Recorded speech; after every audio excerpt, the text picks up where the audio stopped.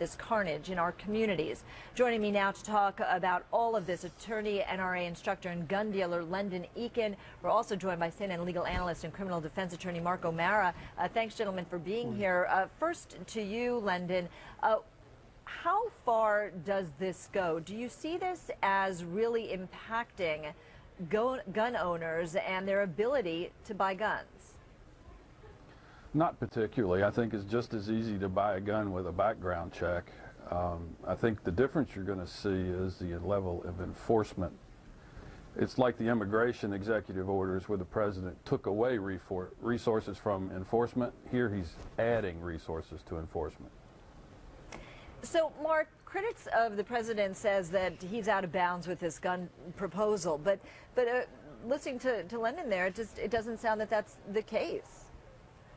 Well, firstly, I think he has the right to do most of what he does. I know that there have been arguments about him overstepping his authority with certain executive orders, but the executive branch executes the laws passed by Congress, and what he's doing, I think, is trying to polish what he has tried to get through the Congress and can't.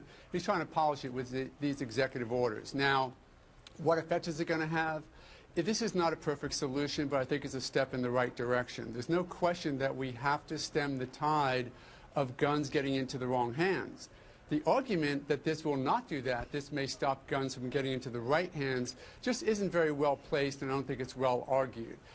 What this is going to do is make it more difficult for guns to be in free commerce without them being registered or identified to people who should have them. In my opinion, what this really does is protect the Second Amendment right, because those people who have the right to have guns legally will still be able to have them, and it's a step in the right direction to stopping criminals and those who will harm us from getting guns. Yeah, pardon the analogy, but when we look at gun control, there really is no sort of magic out there, no so-called silver bullet. Lenden, President Obama says the gun lobby is holding Congress hostage. Do you believe that's fair?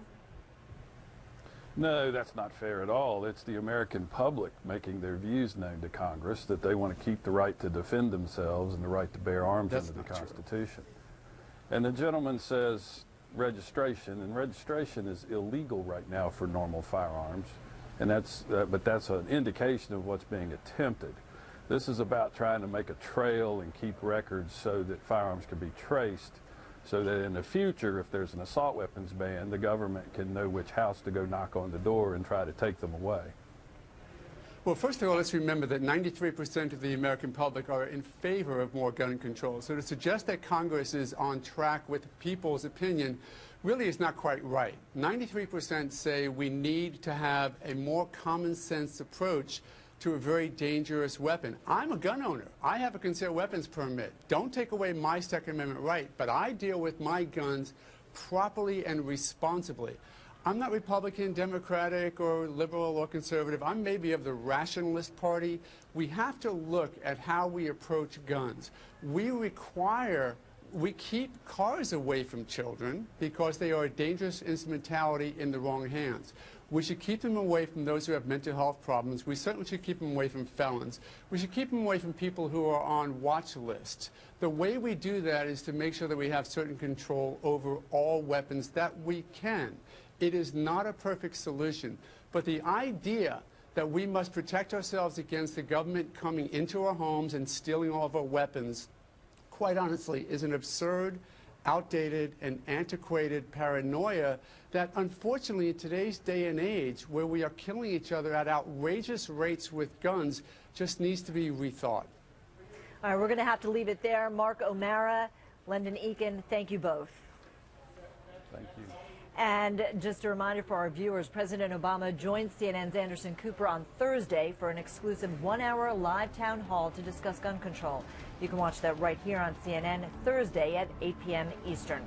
And starting at 11:30, you can watch our special coverage leading up to the president's gun control announcement right here on CNN. Now to the 2016 campaign, and the Republican candidate